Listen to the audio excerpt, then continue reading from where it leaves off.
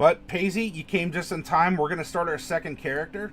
And if any of you out there are lurking and you're not sure who we are or what we do, this is going to be a very good lesson. Well, over here, and it uses this info up here. As we are going to get this second character underway.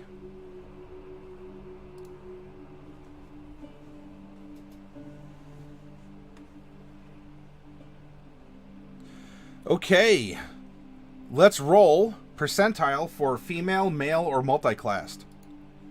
Looks like we have another female character. Roll a d10. 7 is a half-elf. And we are going to roll which, if she favors her human half or her elven half more. Odds. Odds is going to be human. And so this could mean that she looks more human than elven. Or, you know, like as a genetic appearance. Or this could be culturally or linguistically or an accent. For purposes of what we're doing, it's kind of a tiebreaker. But it can also help you conceptualize, because not all half-elves are the same. Alright, what's her alignment? Let's roll 2 percentiles and find out.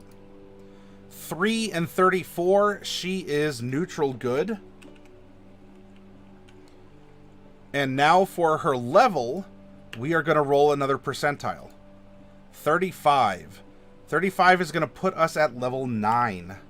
Okay? Now that means she's going to get 2 stat bumps. One at 4 and one at 8. Let's roll a percentile and find out if any of those are going to be feats. 79. Yes, in fact, one of them is going to be a feat. So she'll take 1 normal stat bump and 1 feat. Now let's make a 13-sided die and roll it. 11. She is a sailor or a pirate, which means that she's going to get either ship's passage or bad reputation as a background. And we'll decide that a little later. Let's explore who she is a little bit further.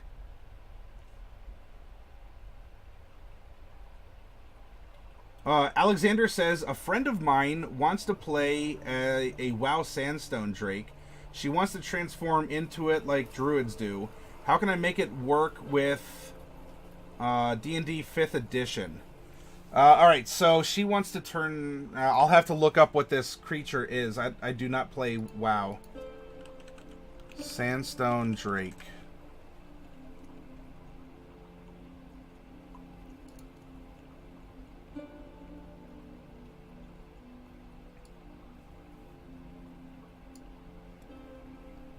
Okay, so she wants to turn into...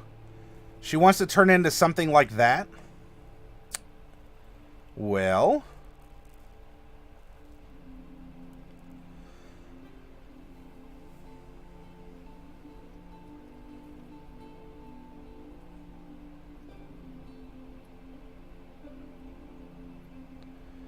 I would suggest... if she's going to do that...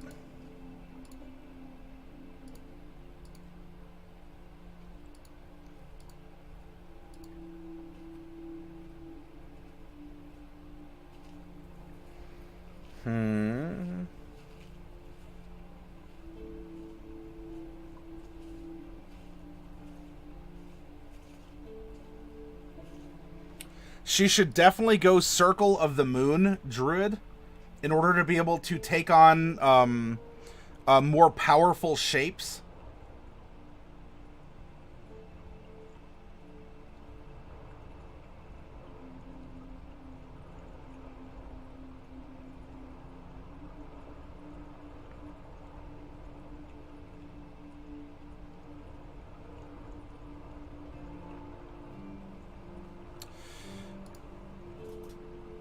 Yeah, wild shape to transform into a beast with a challenge rating as high as 1.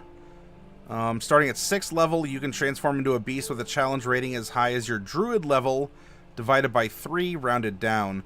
So at 6th level, then it would be a challenge rating monster 2. At 9, it would be 3.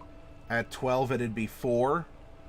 And so on until you get to 18, which would be 6. And I don't know, if you reach 20, you might just, your DM might say, yeah, I'll let you do a level 7. And so what you're going to want to do is look in the monster manual and see if there's a monster in there, or a supplemental book, like Volo's Guide to Monsters, Mordenkainen's Tome of Foes. And find a monster, pardon, I bit my tongue. Find a monster that looks, forget about that. Don't worry about looks. Find a monster that mechanically acts like the Sandstone Drake in WoW does. It's easy to apply a skin or a cosmetic to a monster. You can reskin it, you can paint it to look like whatever you want. Go in the monster manual and find a monster that will act as that monster acts. And then I would suggest going with Circle of the Moon Druid. And your friend should be able to accomplish her goal, Alexander. I hope that advice helps you.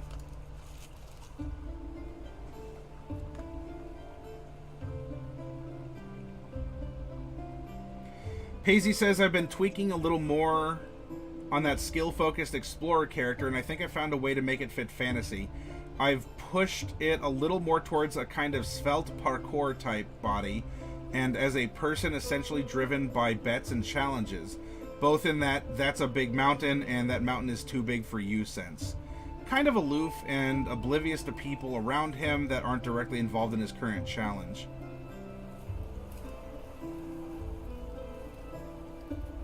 Oh, Ninbins, Alexander gives you some,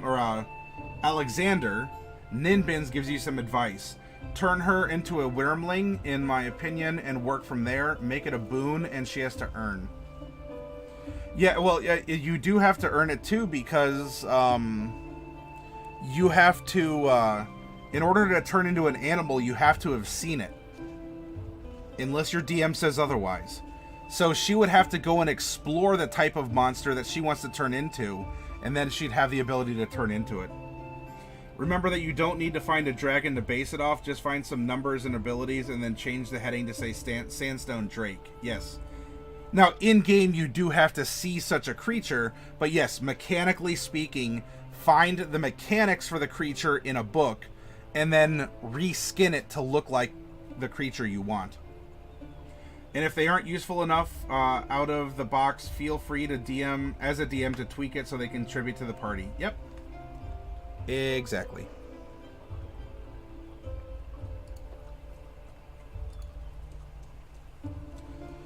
Alright, so she's a sailor or a pirate. And now... Well, actually, let's fill in her personality traits. 2d8. 5 and 6. Now we're going to roll 3d6, and her ideal is 4, her bond is 5, and her flaw is 2. There we go. These are placeholders. Now we're going to come over here to this big golden button and press it. I'm a madman. I'm going to press the button. Bip. 12. We have a wizard. And what kind of wizard? Well... there are 8 different schools. Let's roll 1d8 and find out. 2. Conjuration.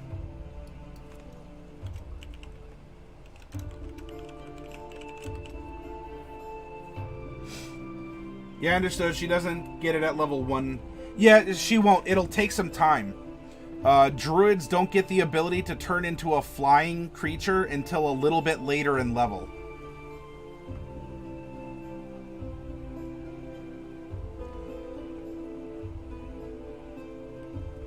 Yeah, the whole the shape shifting that druids do can seem a little complicated. Just make sure you read it over, and if you still have questions, Alexander, come back and ask us. We're your friends, we're here, and we'll be happy to help you and your friend play the character that she wants to play.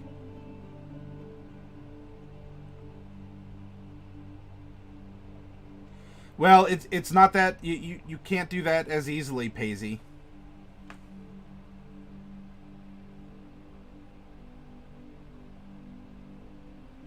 Though it works differently in WoW setting, it's dragons who transform into humans. Well, no, in D&D, dragons can shape change themselves too.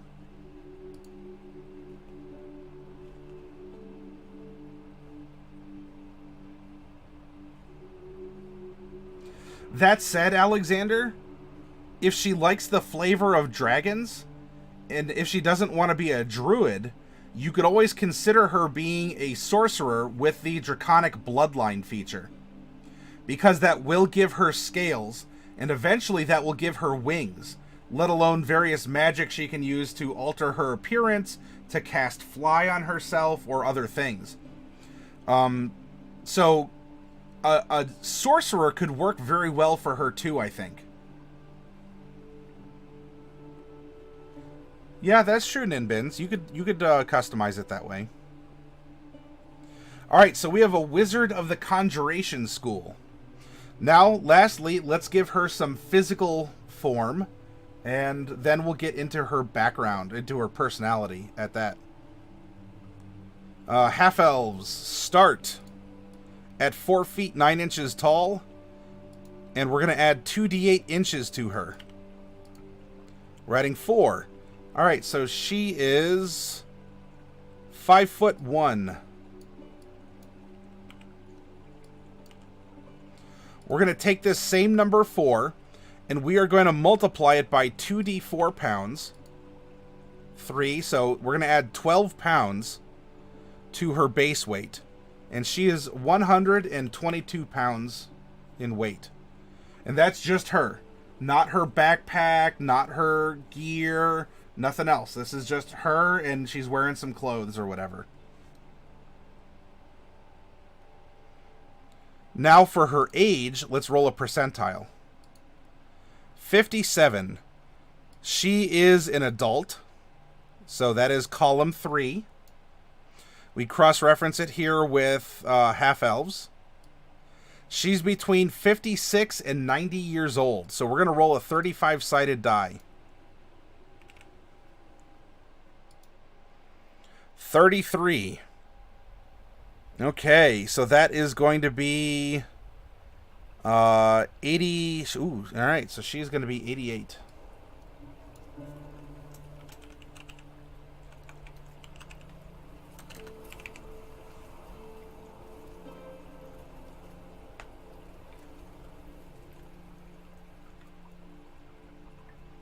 Paisy says, I play more rules light systems, so I'm very quick to just hack in whatever people want or need for the most interesting game. Ninbin says, I love me some Conjuration. My current wizard summons a gargoyle called Sebastopol and a fire dwarf named Jiminy.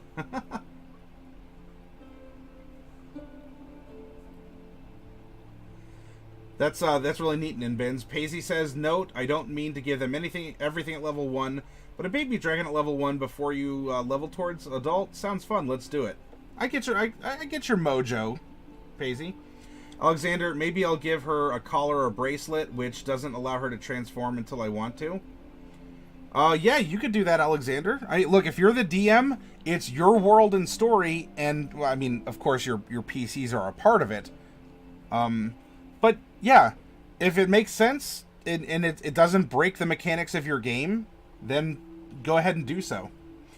Hey, alright, Dark Wolf, have a good night.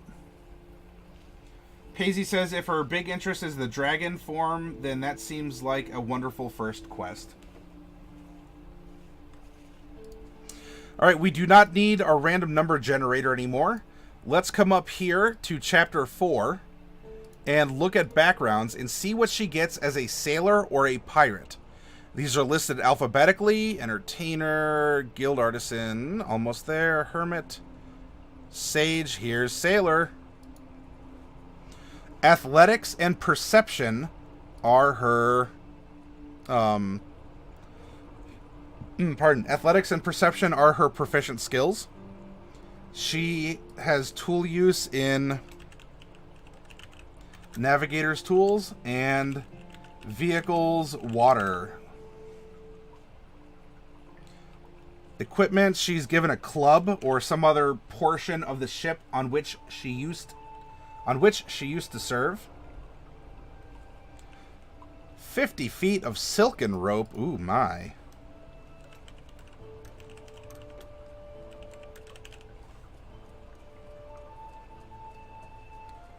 A small stone with a hole in the center. So in this case, this is a lucky charm, which is going to be a trinket out of Chapter 5.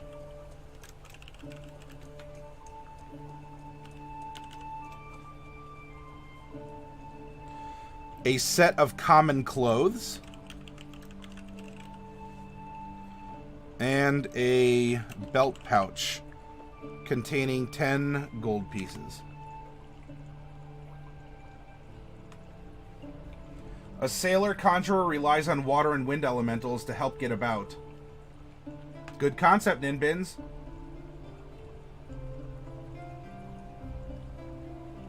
GM Vault says, one of my favorite characters I've played was a conjurer, but he didn't conjure creatures.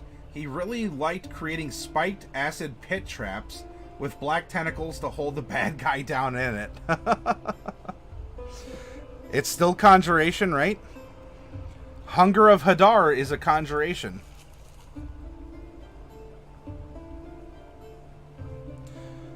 Alright, her feature, Ship's Passage, will allow her to secure water transportation with, you know, some availability or at a discount or with the promise of working on the ship for free passage. Or she could take bad reputation, meaning wherever she goes, people give her a second look because maybe, you know, maybe she's been a bad person in the past. Yes, she is a neutral good person. She conveys herself well. Well, did she reform herself? Or what if you as a player told your DM, I'm a good person, but I'll take bad reputation because maybe there's someone out there who looks like me, or I look like someone else who has a bad reputation, and so people just look at me and presume that that I'm that person. There's a fantastic video game called Deception that involves setting up a series of sadistic traps to combo into each other before your location is attacked, usually by heroes. Oh yeah, I like all those different sort of like dungeon builder style games. There's some good card games that are built around that, on that concept. In fact, oh shoot, Dark Wolf has probably already left. And Ivalon is gone. Ivalon runs a maid RPG game where the maids are all taking care of a dungeon and they serve this demon lord who runs a dungeon. But that's the core concept around the game, which I think they're still looking for players. I think a couple people bowed out on our Discord. I would talk to Ivalon under if you go over here to TG looking for group. I would, you know what?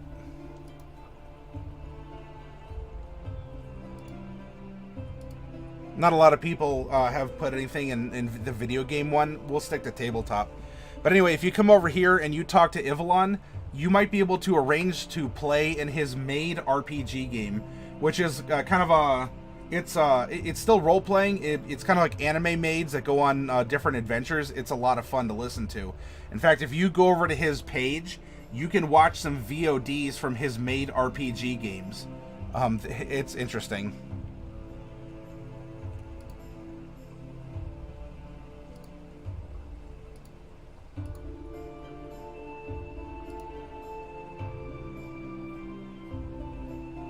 Ninbins, my current wizard is a diviner who specializes in hiding things from divination magic.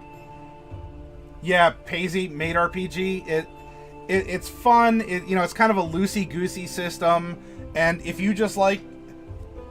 If I say anime maid and suddenly you're like, yeah, I get it, you probably do get it. It's a little tongue-in-cheek, maybe a little lewd at times. There's been some lewd things that have happened. And also it can be intense as well. If you like that, Paisy, or anyone else, I'd talk to Ivalon and see if you can make the games. Oh, that's great, Paisy.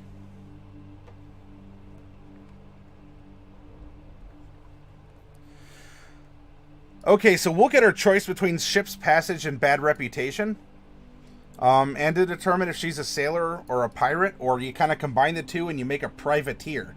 Privateers were pirates sanctioned by the crown or some authority to attack and raid vessels of particular other countries. Or as kind of pirate hunters. They're pirates. You're all about that anime maid life? Alright, then Paisy for sure. If you want to see what they've been doing, make sure you go over to, go to Ivalon's page and look at his VODs. And you can listen in on their sessions and see what's going on. But yeah, also just visit the website, maderpg.com, and that'll get you aware. Okay, her personality traits are 5 and 6. To me, a tavern brawl is a nice way to get to know a new city. And number 6, I never pass up a friendly wager. Her ideal is number 4, mastery. I'm a predator, and the other ships on the sea are my prey. Does it have to be taken literally? No, not necessarily. This one is tagged as evil, but it doesn't have to be evil. Nor does our neutral good alignment mean that we have to always be a good person. Each of these are aspects of our personality. They're things to consider. They're boundaries in which we can bounce around and play with our character.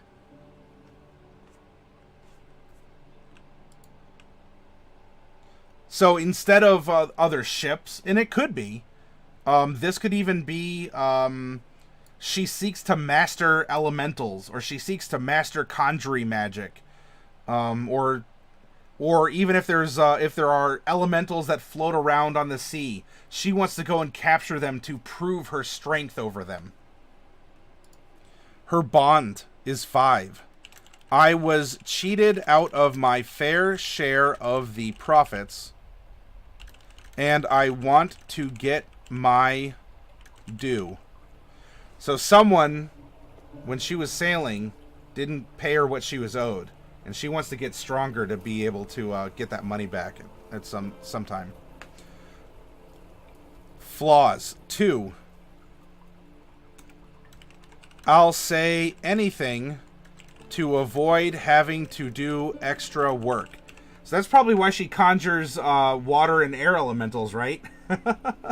Her magic word is anything, and that causes an elemental to pop up, so it'll clean the deck for her, or it'll fill the sails with wind, so she doesn't have to row.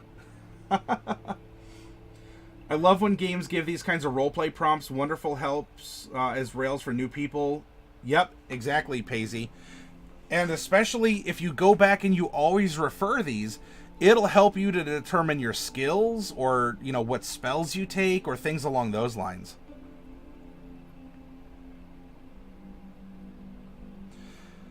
Alright, so she's good, and you know what? She does have this, she wants this mastery.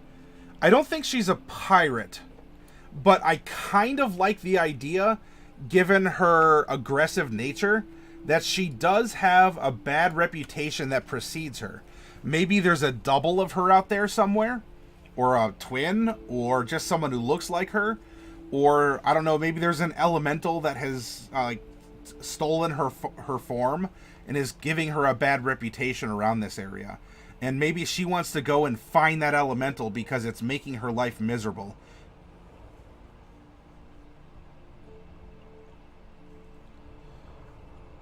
Okay, cool. Right now, we have a character. This is all you really need for a character. Everything else is gonna help, but we have a character right now that you could play.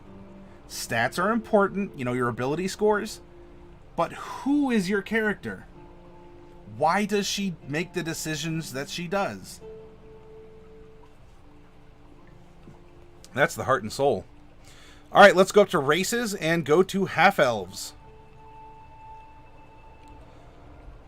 Charisma and one other, which is probably going to be intelligence, given that she is a wizard. We already have age, alignment, size. She's a medium creature. Dark vision, 60 feet.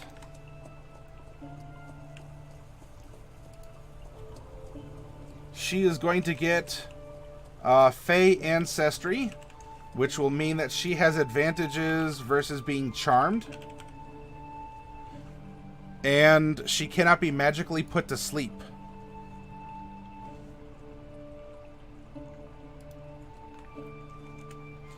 She will then learn Common, Elven, and something else. Which, by the way, if you entertain something like Thieves' Cant, speaking of that prior segment, you may want to consider, is there a sailing language? Is there something like Common of the Seas? A sailor's tongue? Something along those lines. Some kind of a pigged-in language that all the sailors have just learned to speak together. Ostomer! Hello, and thank you very much for the host. Hello to you.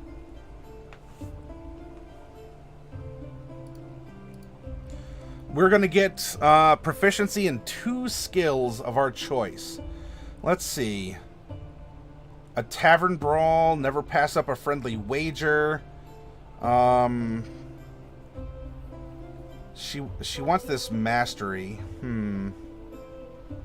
She was cheated out of her fair share of the profits, and she wants to get her due. That seems like investigation, right? To putting clues together, tracking down the person who cheated her out of money. Calculating the odds of a wager, things along those lines. She might also...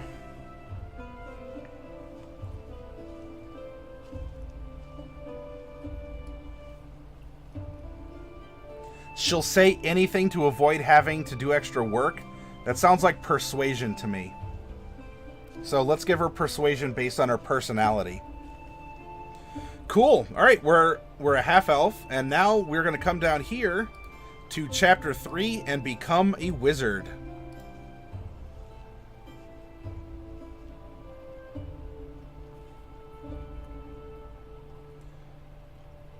We're chapter. We are 9th level, so this is what we're looking at here. Let's zoom in, and our proficiency bonus is going to be 4. We are going to know 4 cantrips, so I'm just going to write that down on our front page here. 2, 3, and 4.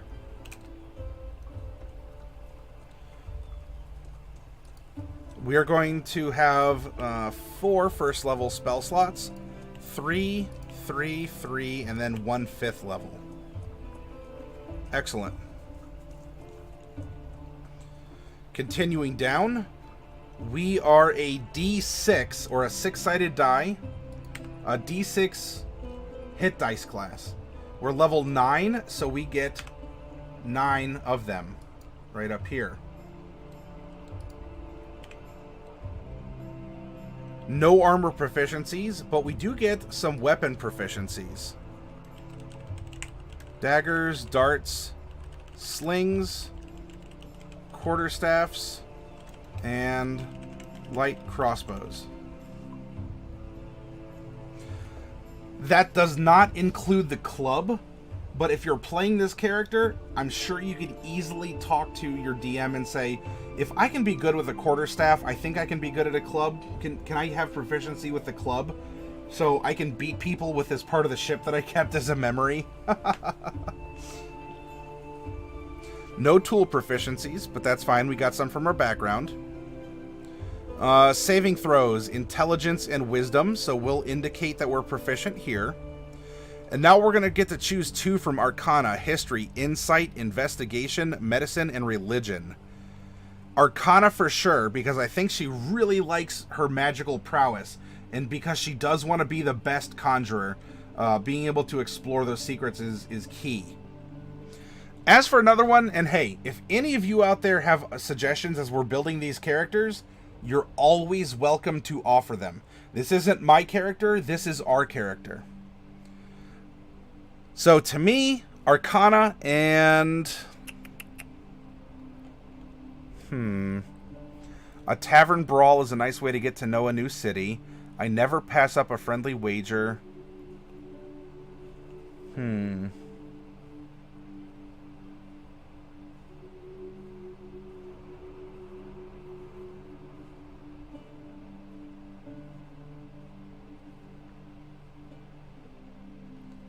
Probably...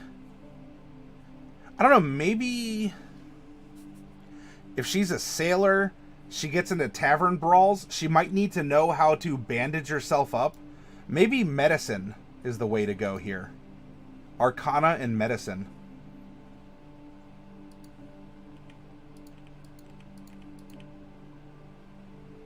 Okay. We're going to get to start with a quarterstaff or a dagger. Well, let's start with a quarterstaff. I think we're going to make her a strength-based wizard. Or have a greater strength than a dexterity. She's going to get an... we're going to give her an arcane focus as her component. And maybe that could even be her lucky charm that she carries with her. Her trinket. A scholar's pack or an explorer's pack, I think... Despite her being a sailor, if she really wants to be the best and keep tracks and notes and ledgers, she's going to have a scholar's pack. Because that has ink and paper and all kinds of other things in it. And lastly, a spell book, of course. We'll get to spells later. Spells are one of the last things that we do. We are going to get Arcane Recovery. And we're not high enough level for Spell Mastery. Okay.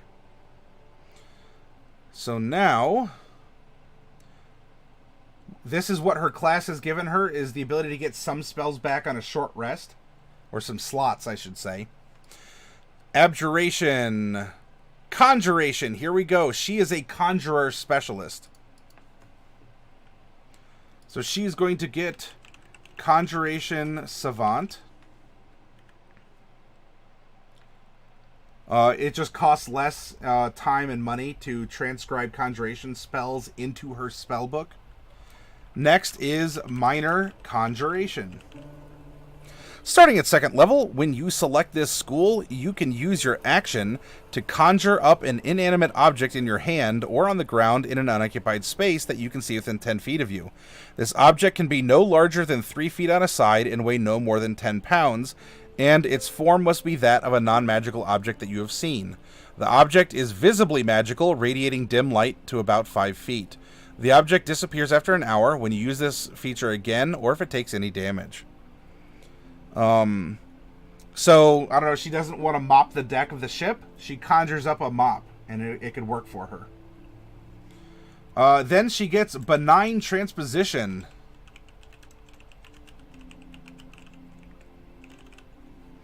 Starting at 6th level, you can use your action to teleport up to 30 feet to an unoccupied space that you can see. Alternatively, you can choose a space within range that is occupied by a small or medium creature. If that creature is willing, you both teleport, swapping places.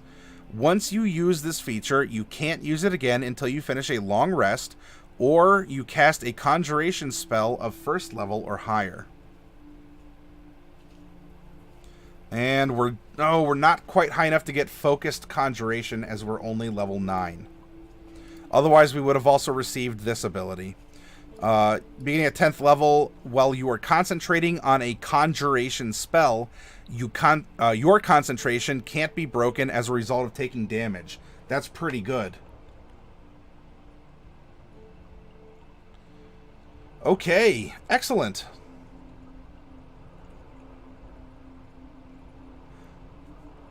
We've made even more of our character. I mean, yes, we're going to have to take spells, but before we do that, we're going to have to get our ability scores so we can modify our spells appropriately.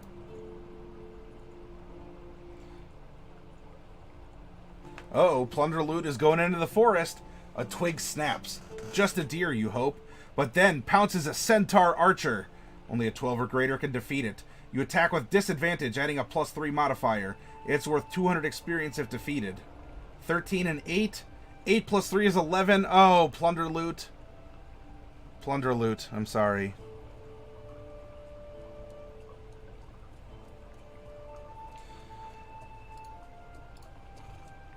Alright, so here is our standard array. Up here.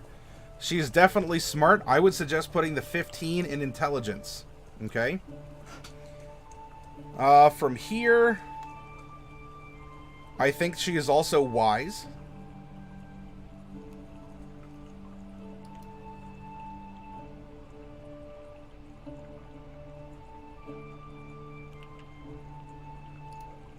She is strong. She has some charisma. She can keep her food down with an average constitution, but dexterity, she's not going to be the best at. This is my proposition of her stats to you. If you think that we should change it, let me know. Uh-oh, plunder loot goes into the Underdark. A Duragar slaver pops out to try and get you. 15 plus 5. Oh yeah, you put that Duragar slaver down. You win 2,500 experience.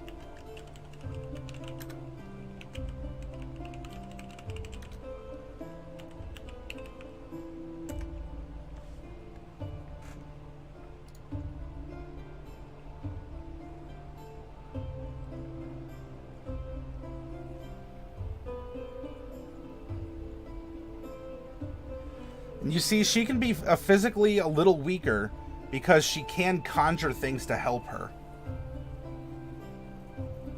So she's definitely more of a brain.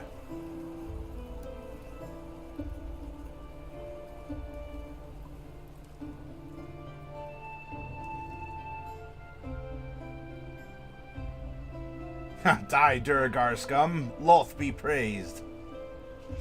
If we go with this, this is going to give us a 16 intelligence, a 14 charisma. We are going to get to add in one ability score improvement, or ASI, because she gets a stat bump at 4 and one at 8.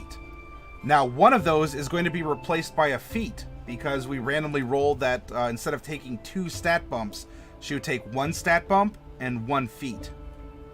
Let's add in the feat first and get her customized. Those are found in Chapter 6. Customization options.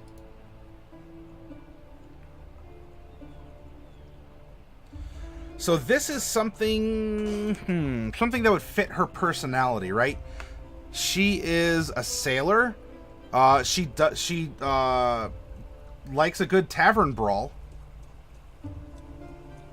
In fact, there's a feat specifically called Tavern Brawler. Increase your strength or con by 1. You're proficient with improvised weapons and unarmed strikes. They deal D4 damage, and when you hit a creature with an unarmed strike or an improvised weapon on your turn, you can use a bonus action to attempt to grapple the target. So if she wants to get into a scrap, we could give her Tavern Brawler.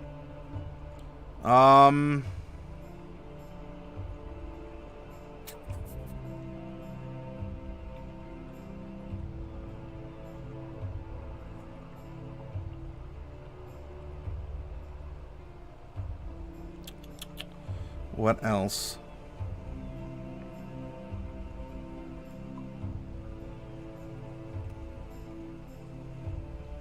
I don't think she's really the inspiring leader type. Lucky can go on any character, and so I don't like the lucky feat for what we do here, because every character can have it. It's not really a defining feature.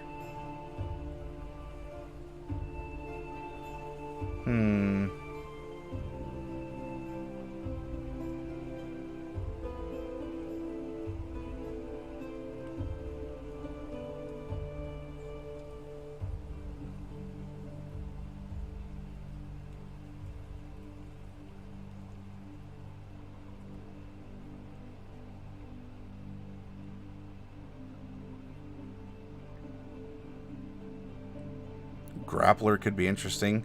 Actually, if we took 2 feats, she might go Tavern Brawler and Grappler. Those combo very well together.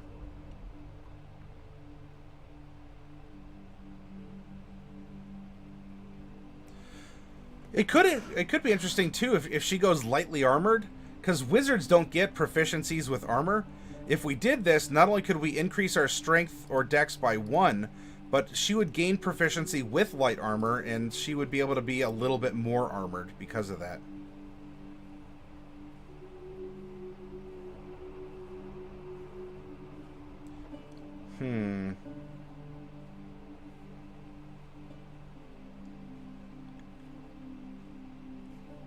Nah, maybe she'll just take it as it is. No need to try and bring that up.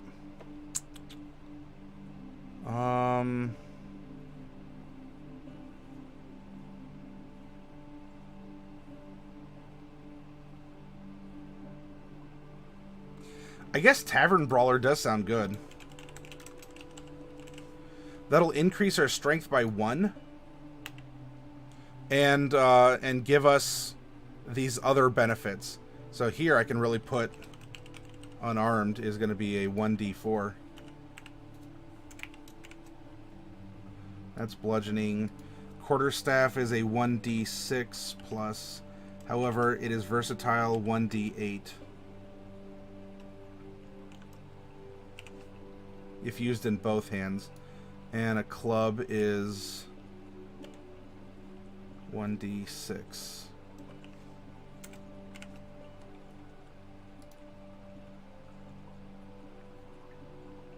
There we go.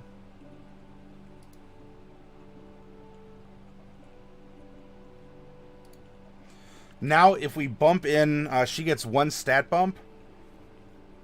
We could probably just put that in her intelligence and make her even smarter here. If we do this, and now we total everything up, she's going to have a +2 strength, -1 dex, 0 con, 4 int, 2 wisdom, 2 charisma. With these numbers now, we can fill in a lot of the rest of the sheet. Her saving throw is 2 in strength, but her athletics is 6, because as you can see, she's proficient because of this little black dot. And so we add our proficiency bonus. I'm just going to copy and paste the -1. Con is 0. Her non-proficiency intelligence skills are 4, 4, and 4. And then her proficient throws and skills are 8, 8, and 8. Wisdom's going to be a bit the same. 6 for proficiencies and 2 for non-proficiencies. Charisma 2, 2, 2, 2, and finally 6. There we go. Now that we have these numbers, they'll continue to ripple across the rest of our sheet. Our passive perception is 16. 10 plus your perception modifier, and that represents your natural awareness. Hit points. At first level, you start with your maximum hit dice, or hit points of your hit die. So 6, we are a D6 hit die class. Every level beyond that, so in this case, 8 more levels, right? 8 plus 1 is 9, she's a 9th level character. Half plus 1 of your hit dice. Half of 6 is 3, plus 1 is 4. There you go. And then the last portion for every level, therefore all 9 of them, you get bonus hit points equal to your Constitution modifier. There's our algebra. Well, this is easy. 9 times 0 is just that, is 0. Then we have 8 times 4, so we have... I can't believe I just dropped out. 16 and 16 is 32. Sorry, it's 3:15 a.m. for me here. Not that I'm getting tired, but after so much talking and laughing, and you all have been absolutely wonderful tonight and interactive. 6 plus 32, I have this one. There we go. 38. Your initiative is a dexterity check, and therefore, -1.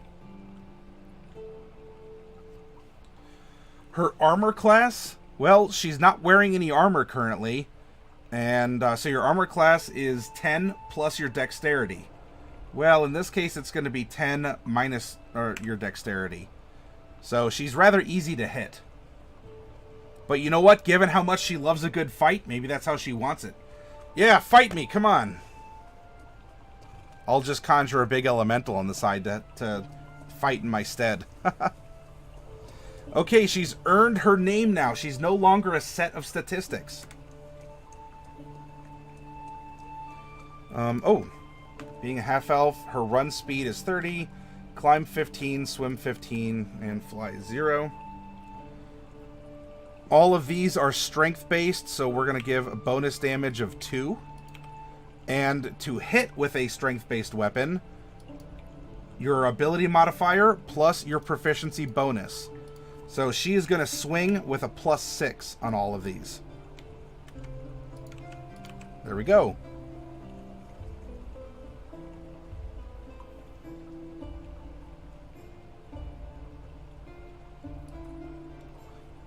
She has earned a name, so if this character is invoking some kind of a name, let me know what it is. What's your suggestion? What should we call her? Oops. Our spell attack. If a spell asks us to make an attack roll, well, we're attacking with intelligence, whereas with a club, we're attacking with strength. So in this case, we're actually going to be rolling a +8. D20 +8 to hit with our spell. The difficulty class, or the DC, to avoid the effects of our spell. So you cast a fireball at my goblin.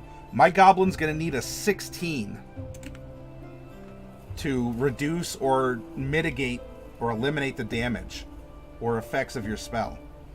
Your DC, or your difficulty class, is 8 plus your attack modifier.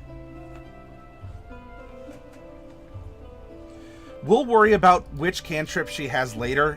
That's not going to be as relevant right now to building the character. It will be, because a wizard has spells that define her or him. But for what we're doing at this point in time, I'm not going to worry about choosing spells. We'll just populate her spell book with slots that we can fill at a later point in time.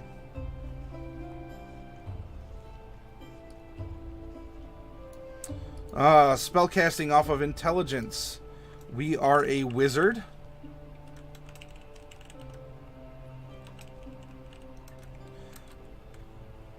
Wizards have the ability to learn every wizard spell, given enough time and money. Therefore, you can only prepare a certain number of spells. For example, your spell book can contain 100 spells. That doesn't mean you can cast 100 spells, or that you memorize them for the day, let alone cast them through your slots. How you figure out, of all the spells you know, how many you have prepared is your intelligence modifier plus your wizard level. Therefore, our int is +4, our wizard level is 9. We can prepare 13 spells. This was a 16 and a +8, so we have reminders. We have 4 cantrips. 1, 2, 3, and 4. I suggest you make notes on your spell page when you can. 4, 3, 3, 3, and 1 are our spell slots. Okay. Now, as a wizard, let's go back there real quick. You get some starting spells, actually. At first level, your spellbook contains 6 first-level wizard spells. Level 1, and we're just going to copy this right here. There you go. Every time you level as a wizard, you get to add 2 more spells to your spellbook. Now, at level 2, as you can see, we don't know, we can't cast second level spells yet. So that means coming down here, we have level 2 and level 2. Aha, but at level 3, you see here, we get second level spell slots. And so it goes. Every odd level will increase our spell slots that we can cast. So we come down here and we have level 3, level 3, level 4, level 4, 5, 5, 6, 6, 7, 7, 8, 8, 9, 9, because we're level 9.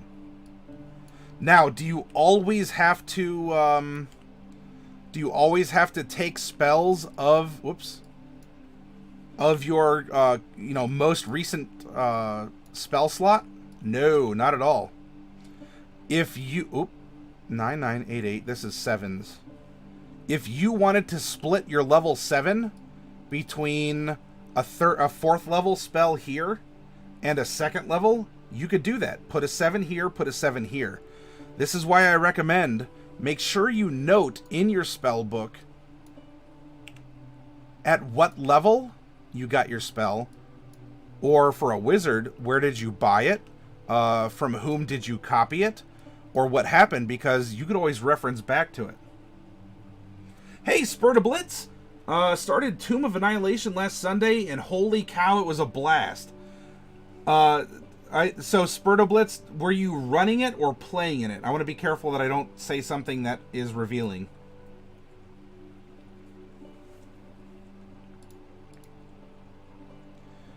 Now, for all of you out there, you can see why prepared spells is important.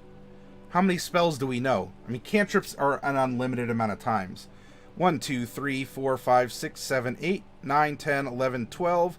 Here we've already hit 13, and we're only in our third level spells. So as you can see, wizards have tremendous flexibility with their spells. However, you can only... see, here's the bottom of the pyramid, is your spell book. However, you can only prepare so many spells. That's the middle part of our pyramid.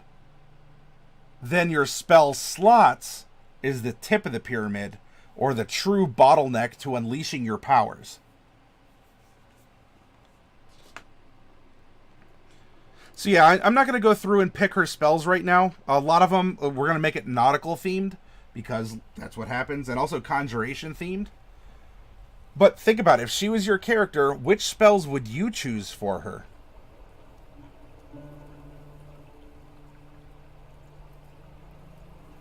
And here we go.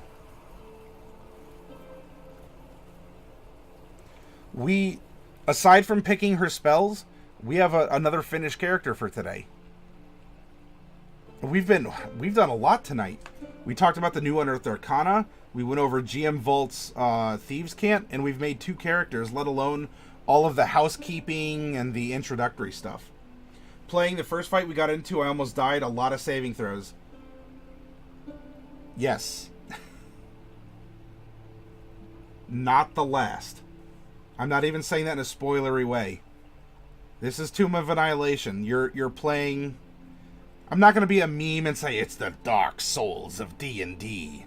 It's not necessarily like that, but Spur to Blitz, if you love a good challenge, Tomb of Annihilation should offer you one. And I hope you have a ton of fun playing it and really getting into the theme, the location, everything. It's good stuff.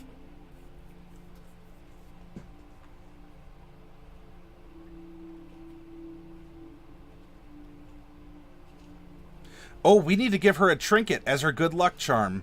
Let's go to chapter 5 real quick and do that. This is going to be a percentile roll too. What is her lucky charm? And this might be something that can act as her divine, or not as her divine, as her arcane focus as well. Where are we? There we go. Percentiles. 88. A book that tells the story of a legendary hero's rise and fall with the last chapter missing. Ooh. Ooh. That is her lucky charm? And in fact, what if it's not her lucky charm or her arcane focus, what if that's her spell book, right? She found this book and she says, I'm going to complete the last chapter. And so she bought some blank pages to glue into the back of the book, and she's writing her spells down in the back because that last chapter is her. And her spells tell her story of where she's been, where she's gone, with whom she's spoken, and goes from there. Isn't that interesting? Ninbins, I need to find a DM to run TOA for me someday. Well, Ninbins, stay tuned. I'm not saying that I will be that DM, but with what I want to do with our community and channel, I want to make it easier for us to connect with each other, to be able to play D&D and to run for each other as a DM or to play under each other as a PC. The more that you all show activity over here in TG looking for group, if you're looking for games, please post something over here, because there's probably going to be a good chance that you'll be able to find something. If not immediately, people will see, oh, Ninblins wants to play TOA. I've always wanted to run that. I didn't know anyone wanted to play in it because I heard it's so hard. And then suddenly, if you post a looking for group, Ninbins, you've actually caused the initiation of a game, and other people can come aboard and play with you. So please, use this channel as a way to communicate with each other, and as a medium to find games and play games. I will be doing, when I come back from my vacation of sorts, I'm going to have some other ideas for incorporating things into the channel, which could include sort of a live broadcast from a tabletop. We'll see. As long as you all are, you're out here, you're spending your time and your brain power here, right? You're contributing to the community with your attendance and your ideas and bits and subscriptions. All of that is going to grow the channel and make it even more of what it currently does, as much as I can. Spurtablitz says, yeah, the big map size is another plus. I like the challenge, but was not ready for it. Way harder than the starting campaign. Yes. If you want to learn how to swim, you gotta jump in the water, Spurtablitz. And you're in the deep end. I say menacingly.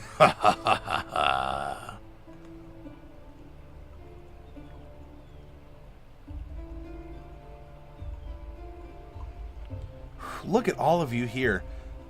Even at this late or early hour, depending on what it is for you, there's still 51 of you online, and that wasn't including the mentors and moderators here. And then if we look, we have 139 offline. We have an excellent community. A very big and involved community. My gosh.